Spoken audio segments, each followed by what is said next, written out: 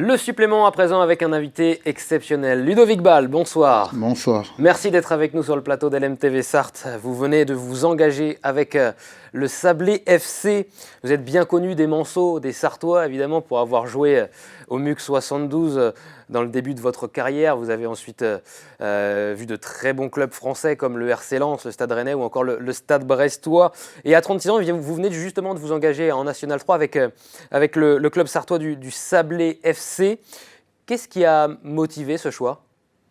Déjà, qu'est-ce qui a motivé ce choix? De retrouver la compète déjà. Ouais. Parce que ça fait un moment que je m'entraîne avec le Sablé FC et j'ai pas de compétition le week-end. Déjà, retrouver la compète. Et puis, j'avais d'autres clubs. Malheureusement, ça s'est pas fait. Et puis, avec Sablé, il y a un bon groupe, il y a un bon projet. Donc, pourquoi pas?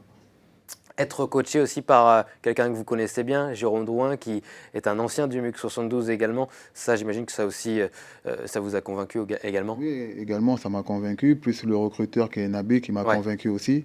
Donc, c'est pour ça aujourd'hui que je suis au Sablé FC. On vous voit justement aux côtés du président, M. Gauthier, et Jérôme Drouin lors de votre signature officielle au Sablé FC. Et vous avez pu assister ce week-end à la qualification de votre nouvelle équipe ce week-end face à Mulsanne pour les 16e de finale de la Coupe des Pays de la Loire. On voit justement quelques images. Qu'est-ce que vous avez... c'est pas ce match-là, hein, c'est des images d'archives du Sablé FC au stade Rémy Lambert. Qu'est-ce que vous avez pu penser? Qu'est-ce que vous avez pensé de cette rencontre, ces 32e de finale face à Mulsanne, de vos nouveaux partenaires? C'est clair que c'était un peu compliqué au début, parce qu'ils sont menés 1-0, mais après ils ont su faire le dos rond et puis revenir au score et puis gagner ce match.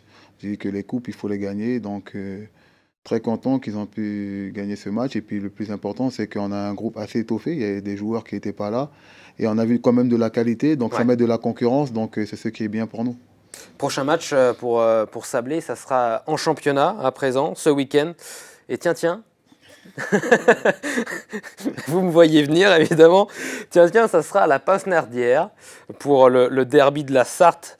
Face à qui? Évidemment, face à la réserve du Mans FC, votre club formateur, là où tout a commencé pour vous dans le football.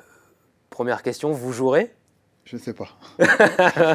Joker. Joker sur celle-là. C'est un match particulier. Je ne sais pas si vous jouerez, peut-être sur la feuille de match, peut-être commençant sur le banc ou peut-être derrière la main courante.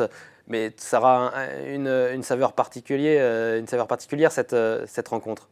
Oui, parce que c'est un derby, je pense, un derby sartois, on va dire.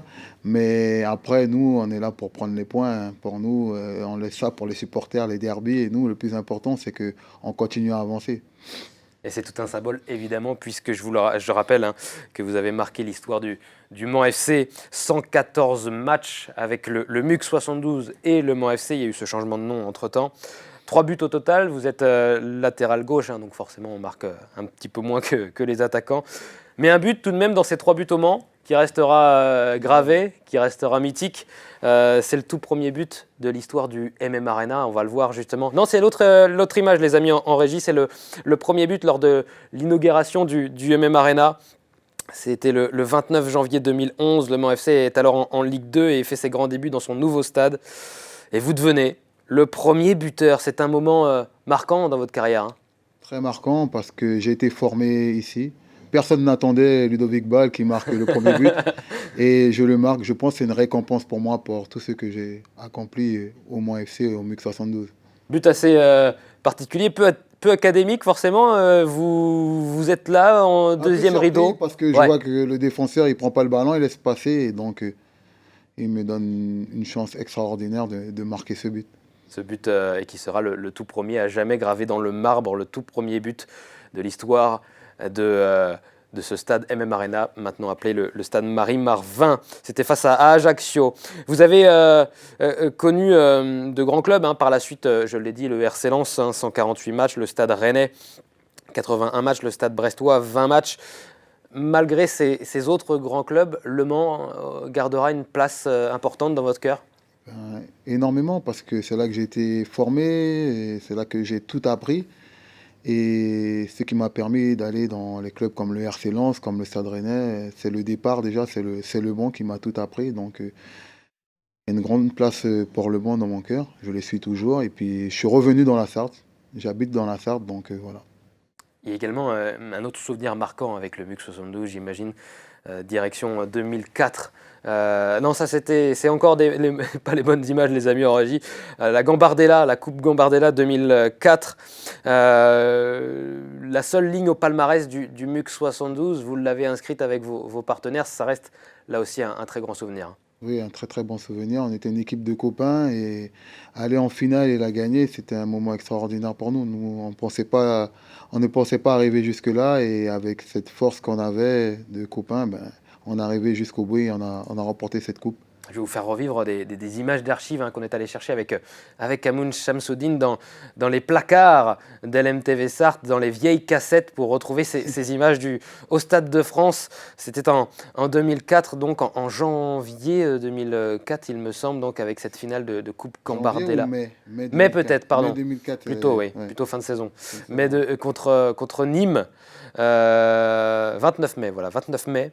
Et cette victoire de but à 0 avec d'abord ce but contre son camp et puis le dernier coup de fusil du MUC 72 à la 90e. Vous vous souvenez du buteur, du deuxième buteur ? Jérémy Choplin. Jérémy Choplin, bonne réponse. On va voir le deuxième but Manceau dans quelques instants à la 90e, donc, qui viendra sceller cette belle victoire mancelle 2-0 en finale. Vous gardez des souvenirs de cette finale, des souvenirs particuliers ? Ben, moi, je vais garder le meilleur souvenir, je pense, c'est la victoire, c'est à la fin, la récompense.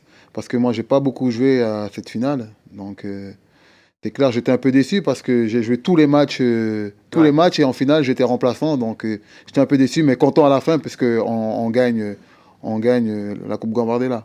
Vous avez gardé des contacts avec cette génération, avec oui, Choplin, la plupart, on est en contact, que ce soit Coutader, que ce soit Bertrand, que ce soit Thibaut, que ce soit Loriot, que ce soit Damien Boulini, qui est le coach des féminines. Donc, pas mal, on est resté en contact, même avec le coach Arnaud Cormier, on est en contact toujours.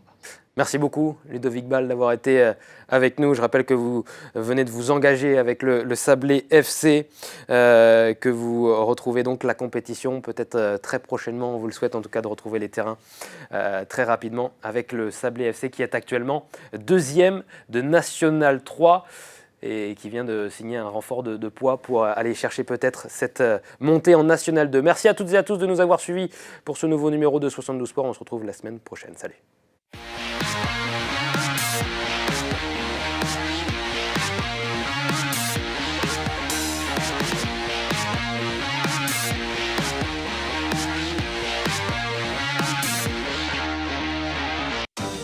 Le département, premier partenaire du sport en Sarthe.